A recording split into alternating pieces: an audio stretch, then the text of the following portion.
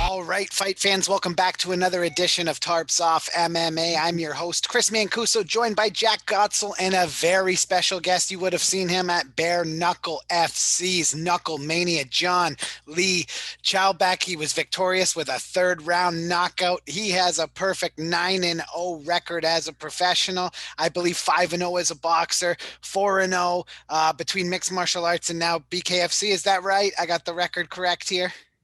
I'm 9-0 in pro boxing and 4-0 in pro MMA, and now 1-0 in bare knuckle. Bare knuckle. I think that was my total. That was my 14th pro fight.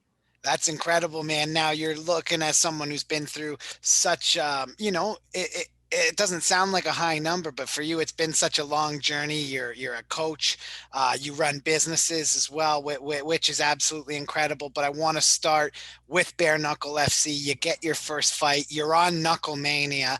I don't think there could have been a better card put together to showcase every single aspect of the entire. I feel like it's what the whole promotion had to offer. They just did such a great job marketing it and putting the perfect fights together. What was it like to be a part of that and, to show up and do what you do, which is finish fights?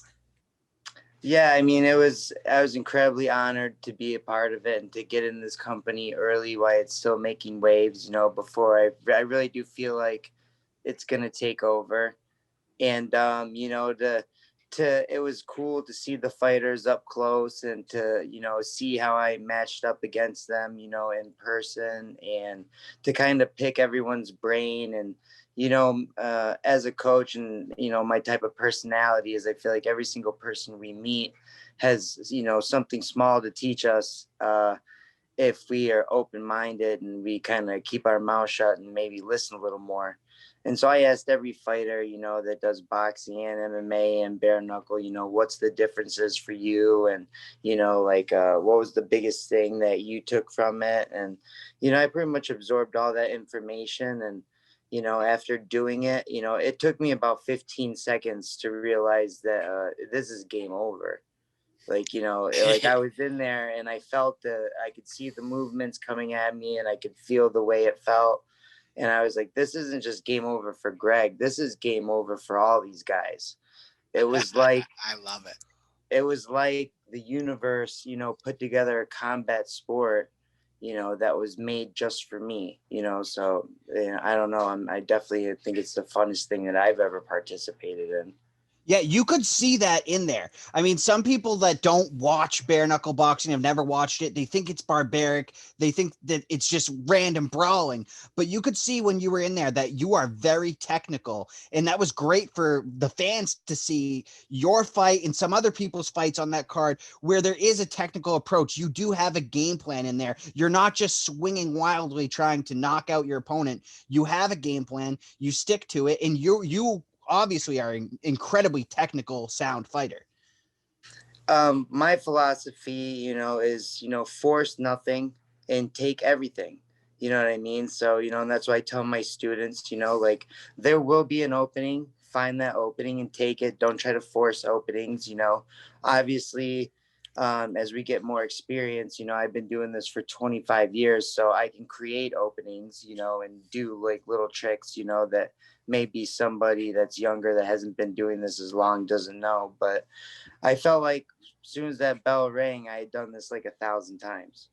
No, it was incredible, man. You looked super comfortable in there.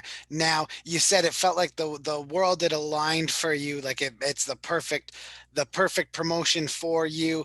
And without getting into it, what's the contract status? We got another fight coming up, and if you do have another fight coming up, when are you looking to do it again? Well, when I signed to fight Greg Bono, that was a 3-year contract. Oh, excellent. So I'm, as far as now, I usually fight MMA and boxing at the Motor City Casino in Detroit. So it's not that I'm locked out of anything like that, but I couldn't fight for another bare knuckle promotion, which I mean, let's face it, there's no one that even fucking compares. No, not You know even what close. I mean? It's not even close, you know, and these guys are just gonna run away with it, you know. And yeah, so Dave was hinting at May. I would like to be back in April for Miami, you know, and I'd like them to give me one of these big names. Like if it's Artem, I'll be his boxing coach. And if it's Paulie, I'll just walk right through him and beat the shit out of him. Yeah, that was that was who I said going into this. I was telling Jack, I was like, I want to see him fight Malignaggi next. I want to see that happen. Now I mean, you've been boxing for, like you said, 25 years. Paulie's a big name. It would give you that big fight you've been craving. You'll walk that guy. You think it would be pretty easy? Well, listen, I'll tell you my philosophy is I treat every single guy, including Greg or anyone I've ever fought, like they're Mike Tyson and they could knock me out with one punch. But I mean, let's be realistic. The facts are the facts. Paulie Malignaggi is not a big puncher. He's very brittle, and he's not a young 38 like me. Like I'm a young 38. He's a washed up 38. Yeah, You well, know, listen, so you got kids, right? I got 3 kids myself. I know you have what, 3 or 4 yourself. I have It 4 keeps you kids. Yeah. young, man. It keeps you young. You got to be young when you got to chase after those little bastards. It's crazy. Absolutely, but I feel like Father Time has and all of these stars have aligned for me at the right time, and you know I always thought maybe I missed out on opportunities, but it all happened the way it was supposed to happen. And you know my MMA fights that I did, my little venture into MMA that my students got me to do, was literally just preparing me for this new sport that hadn't come out yet. And then it was created, and now I've got the best of both worlds. And I like the way it feels more than anything when the knuckle hits the skull. Like it's like so satisfying. In Artem, he is a big puncher, but do you think you have an advantage, like with your technical skills? Do you think you have more skills than Artem in the ring?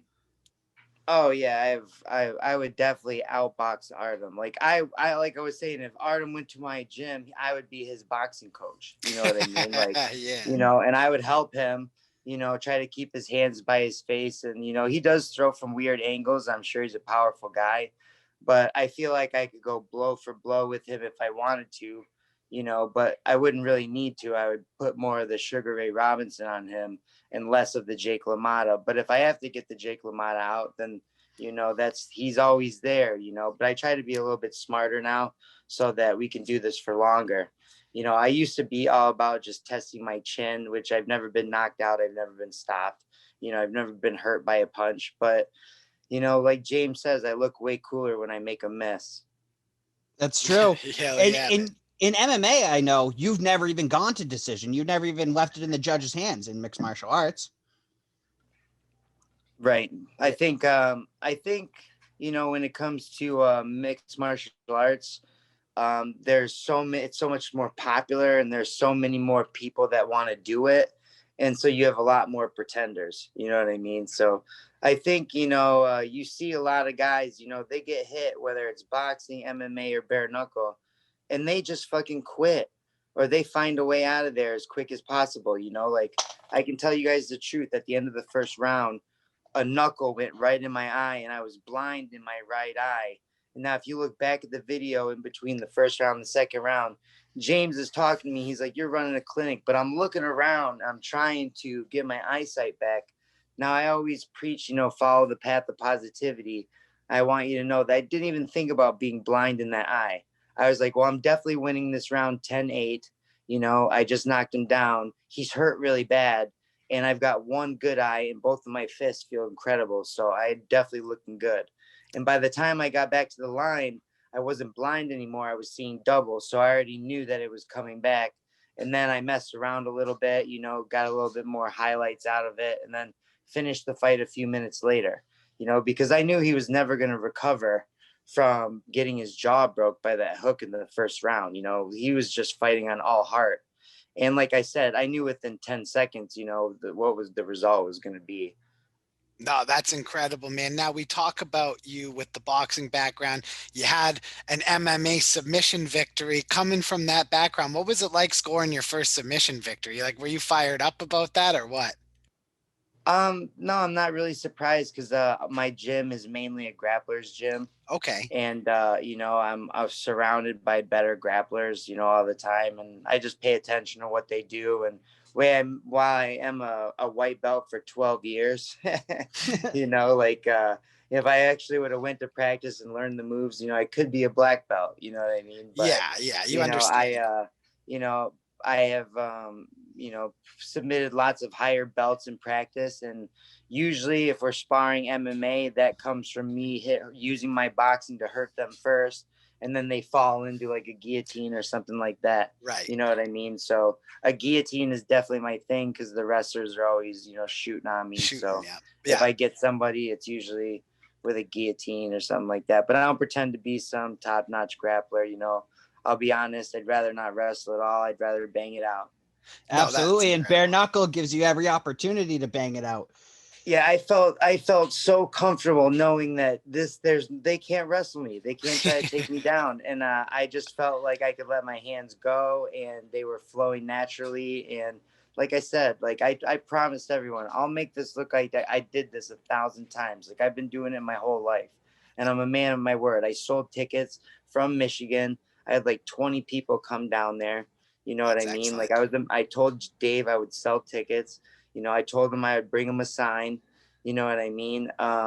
Because I built these like American flag signs. So Dude, that's incredible. I made one with the bare knuckle logo, and I gave it to them at the press conference, and they took a picture and stuff. That's cool. I haven't seen it up or anything yet, but that's cool that they'll help me. With my other business. I started that business when we closed the gym during the pandemic, and I Yeah. was trying to figure out solutions to pay the bills. So I started selling all these signs. I built a table, and then all of a sudden I had 100 signs to build. That's awesome, man. That's awesome. Yeah, you got to get crafty during the pandemic. But you just brought up your hands, and I want to talk about this because I was fortunate enough to do my co-op at a mixed martial arts gym here in Niagara Falls. The owner at the time paid the money and flew the Diaz brothers out for a clinic. And I remember Nick saying, everybody thinks when you move from boxing to MMA, you're gonna be faster because there are a couple guys in there that came to roll were actually boxers. But he said when you put on the MMA gloves, you tend to actually throw slower. Now, was that true for you making the switch? And then what's it like when you're training for bare knuckle? Because certainly you're not hitting the bag with your bare knuckles. You save that for the fight, right? Like I imagine you're not trying to break a knuckle off a goddamn bag when you got to fight bare knuckle, right? Am I correct here? Correct, right. So I was, talked to several different guys, like my friend Tom Schoaf and my friend Josh Burns. And like I said, I tried to take as much, from all the information from every single person I meet, and apply it to what I think will work for me. And so I did do in the very beginning of January after I got the contract, I wrapped my hands like they do in bare knuckle, and I did a 10-minute simulated round on the water bag. And I pretty much hit it as hard as I could on one of those like 26-pound water bags. It's like the size of a head. Yep. And in my mind, I was like, no skin is as hard as this skin, and no head is 26 pounds. It weighs about 11 pounds. So if I can bust this out for 12 minutes and my hands can take it and I'll be okay, then I feel like I have the confidence that I'll need to, not be worried about breaking my hand on the head, because really those were the real questions I had for myself.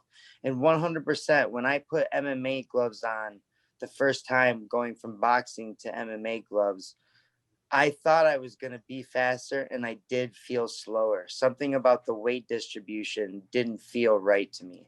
Yeah. And then I can tell you that the transition from bare knuckle to MMA gloves, I have never felt fat. I mean, from MMA gloves to bare knuckle, I have never felt faster in my life. It's something about the way my wrist is supported, but my knuckles are exposed. I felt like I can really be sneaky and slide stuff through angles that would usually get blocked. And yeah, I feel like I'm just gonna have a ball with this shit. You know what I mean? So That's incredible. Yeah. I look forward to the challenges and the problems, you know, that Dave and Nate Shook will present to me. I look forward to showing the world the solutions I have, you know, and it'll mostly be about fight IQ. You know, if they're a style that's faster than me, you know, I'll get on the inside and I'll make it rough on them, exactly how you have to in this sport if you need to. And if they're think they're the MMA guy that's going to grab onto me on the way in, I'll be splitting them up pretty bad, you know? So I feel like I have the style for every problem in there. Yeah. So how do you envision a possible fight between like you and Paulie or you and Artem going? Do you think those fights go to decision, or do you think you could knock these guys out? Well, I definitely think, you know, it's possible to knock both of those guys out the way bare knuckle is. You know, I could definitely feel like it's safer for our brain in the long term. But I mean, like, I felt Greg's orbital break, you know, and I felt his jaw separate from, you know, I felt it break, you know. So those were like, that was kind of a weird feeling. And I know that you're like, you can crush things in your face easier, you know, but, I don't know, man. It was definitely the most like satisfying like punches I ever landed on somebody. And I think it was mostly because my wrists were so supported. That was one of my fears, is that like whenever you do something bare knuckle, you always hurt your wrist. Mm-hmm. Right. So the way they wrap it, you know, it's just like, I don't know, it felt perfect. That's incredible, man. That's Yeah. awesome to hear. I love that shit. That fires me up. So, you have the MMA background. If you could drag out a UFC fighter to bring them into the world of bare knuckle, who would you bring out for a fight versus John Lee Chalbeck? Who do you see yourself fighting? Well, obviously, everyone would say, you know, the cliche of Conor McGregor, because that would be the big money fight. You know what I mean? You know, obviously, we're prize fighters.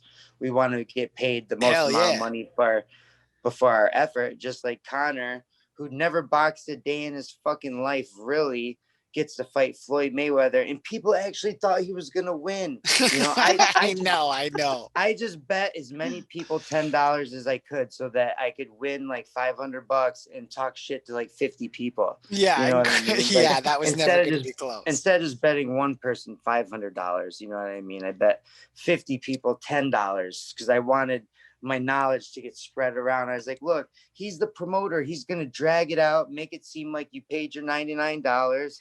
And then, you know, just like I dragged out that fight on Friday. I could have finished that way easy in the first round, but I didn't bug these guys for 2 years and then hurt the guy really bad to not get any more highlights. You know, I had a checklist of things I wanted to accomplish. You saw that when you make them miss with a shoulder roll and you'd watch their punch go in the sun. You know what I mean? So that's kind of like one of those little taunts, you know, that when, you know, that was on my checklist. You know, I wanted to do a Superman punch, but I didn't get that done.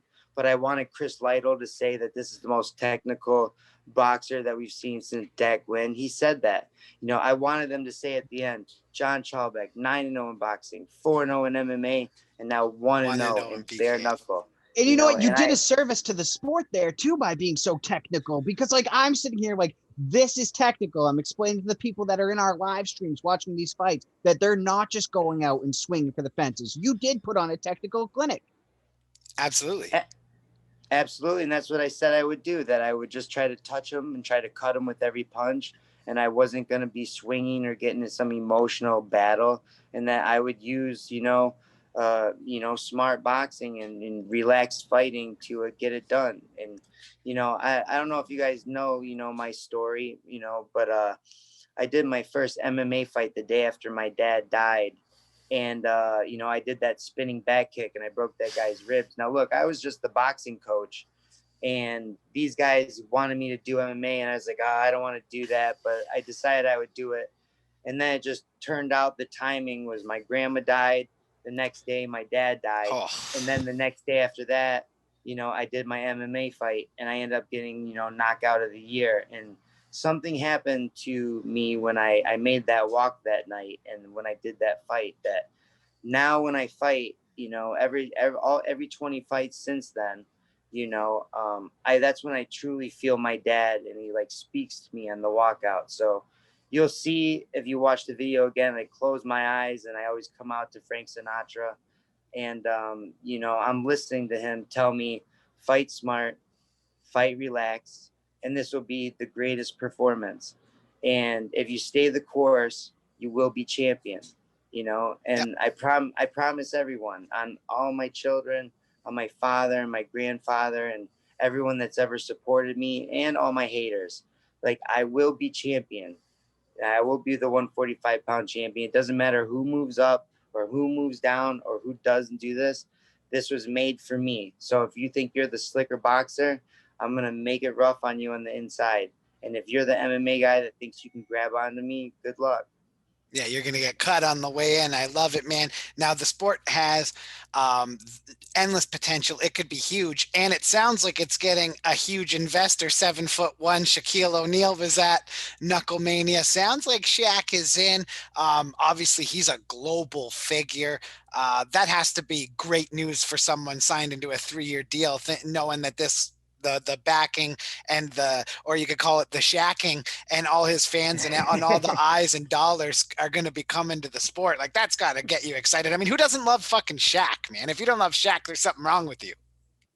Yeah, I mean, Shaq's awesome, and I hope he liked my fight. And I was already aware of maybe the people who are watching that may be like, man, that John Lee Chalbeck guy really, and that was something else that was on my checklist. You know what I Hell mean? yeah. But I'll be honest, um, I want to really just show the world my fighting skill. It doesn't matter who's watching, and it doesn't matter who I fight. Uh, I've been doing this for so long, and I put in the time, I put in the work, and like I said, it's like the universe made this sport for me, and it's everything that I've ever loved all put together in one thing, and it's more exciting. I mean, I'll never get tired in a 12-minute fight.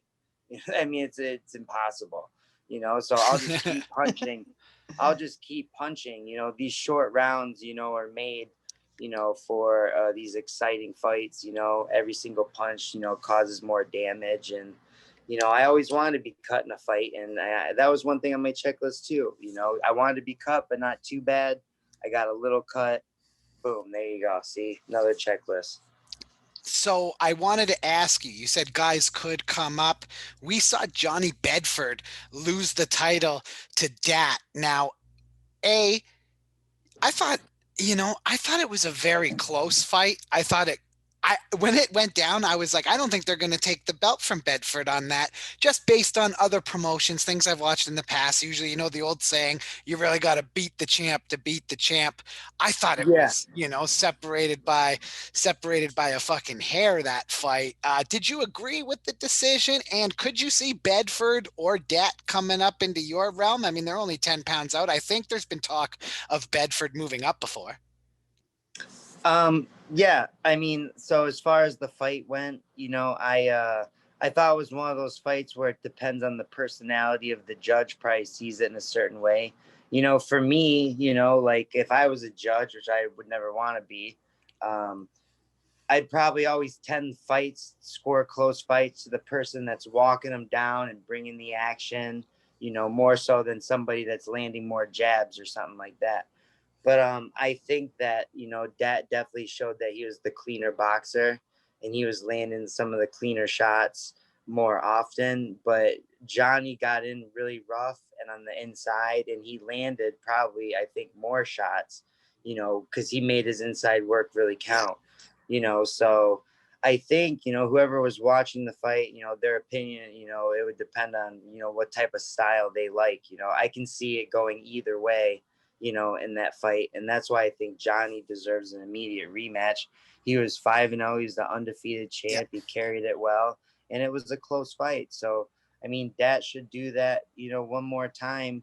And, if Johnny beats him, they have to do a rubber match. But if he beats him, then that chapter's closed and he Yep. can move on, and then if they want to move, if either one of those guys want to move up to 145, then obviously, then eventually, they're gonna have to fight me, because I plan on being the champion at 145. So, Johnny Bedford is friends, with a lot of our guys on our team, and I really like him. I don't know him that well, but I would consider him, a friend, I guess. And, I would like to see that rematch with those guys, and I would like to beat somebody else up like Artem or Paulie Malignaggi, a bigger name at 145. But, in the end, like 145 is going to go through me. So, I welcome all challenges. I respect all fighters. If you're willing to put your life on the line, trust me, you have my respect. I may try to jab at you online because this is the fucking stupid ass world we live in. Oh yeah. Online shit talk, but I will back it up and I will do everything that I said. Like I will always be a man of my word. Love it, man. That fires me up. I'm looking forward to Bare Knuckle FC's expansion. I know there's talks of them going into Thailand and other places. I think what people maybe in North America that are only UFC fans fail to realize is like the market over there is like it's pretty much bigger, and to expand out that way and to have the star power of a guy like Shaq and making all the right decisions and putting together great cards, there's only going to be great things to come for the entire sport. Now, I want to ask though, like, Paige Van Zant was a really, really big name coming into this. Britain Hart really, like you said, showcased that inside dirty boxing. That seemed to be a theme for a lot of fighters that night. What did you think of that fight there? And I mean, you can lose a fight and still be champion. You think Paige is going to settle right in at this promotion or what? I mean, I wouldn't say she looked bad. I feel like No. she took a few rounds to really like get the feel for it against somebody that already had experience. But that Britain Hart girl is 4-4-3 in regular boxing too. So it's not like she's like a rookie in any sense, No, like experienced. she's an experienced, boxer. And I think Paige, I admire her for picking an experience, she pretty much had her pick, of Yeah. who she was going to get the fight. And, she probably felt a little pressure to try to fight someone with experience instead of, making it seem like she just picked someone that would be an easy win for her, so, but it was a great fight. It was And, an awesome fight. I think I don't think she lost any, bravado or No, swag no, or, not or at all. anything like that, but I don't think she should quit. I think she should stick with it and try to come back with another fight and work herself up the rankings. And obviously she wasn't stopped, so it's just someone's opinion. So who gives a fuck? Yeah, man, I'm with you on that. I love that. Once it gets to the judge, who really gives a fuck? What did you think of? I think it was Savage came in the ring. Are you a fan Jenny of Savage. Jenny Savage? Are you a fan of the in-ring callouts? She ended up getting a bottle of water thrown on her. Was there any mayhem? Did that carry into the back room or anything, or No, was it I pretty didn't. much done No, I, after I that? I honestly didn't even know that was going on, and it's so funny because at the end of my fight, I looked right into the camera. I was like, "Paulie Malignaggi, I want you next. I'll Yep. introduce you to bare knuckle box." And they like cut that, like, and and I'm like, and Paulie's not paying attention, and of course, like, of course he's not gonna jump in the ring with me because I'm telling you, like, there's no upside to fight me for any of these guys. No one No. knows me, and I will literally like give them either a boxing lesson or I will just walk them down and beat the shit out of them. Like I can tell you, like that Tyler Goodjohn guy was the worst. He was the most disrespectful guy ever, and he thought he was hot shit, and he's just throwing one punch at a time. And he said, "Oh, you wouldn't even be able to do bare knuckle because you would just quit." I'm like, this guy doesn't even know me. This just Yeah. goes to show you. This just goes to show you the type of mentality he has. Like, you Yeah. can't overlook fighters. No, hell no. Anyone that overlooks me is going to have a serious problem. And trust me, I'm not going to overlook anyone. I treat everyone like they're Mike Tyson, and the approach is the same. Fight smart, fight relaxed, and stay the course. That's awesome, man. That's incredible. And it was awesome of you to share the story, with your walk down and Absolutely. your dad and how you had to fight after just what sounds like one of the worst weeks you can have. But that's what makes or breaks it in this game. You got the right mentality. You're a young 38. Paulie's on the list, man. I love it. Why don't you let people know where they can find you, like on your social media, find some videos, because John Lee Chalbeck is an undefeated fighter everywhere he's ever been, and we're gonna see you in BKFC for a long time to come. Yes, sir. On Instagram, I'm the Florida Keys Kid 7, and I think it's the same thing on Twitter, on just John Lee Chalbeck on Facebook. And yeah, I plan on, I never thought I would say I was a bare knuckle boxer. I never thought, I never thought I'd say that. I'd never thought in my life that I would say something like that. But if you stay the course and you stay positive and you try to deflect negativity and you believe in yourself, I truly believe that we as humans can manifest, pretty much our imagination into reality. And I pretty much accomplished every goal I've ever put my mind to, except fighting for $1 million, and, I still want to do that, so, I'm still on the course, and, yeah, I'm going to be, I'd like to be the ambassador of BKFC, beating people up, being nice to them at the weigh-in, and being nice to them, after the fight. But, when that bell rings, they might as well have broken my house and try to be stealing my kids. I love it. John Lee Chalbeck, Bare Knuckle FC. Hopefully we see you in April. Sounds like we might see you in May. Thanks for giving Tarps Off Sports and Tarps Wait, Off MMA one more question before we let him go. Get it. When do we think we're going to be the champion? What year? Is it this year, next year? When do we think we're getting that strap?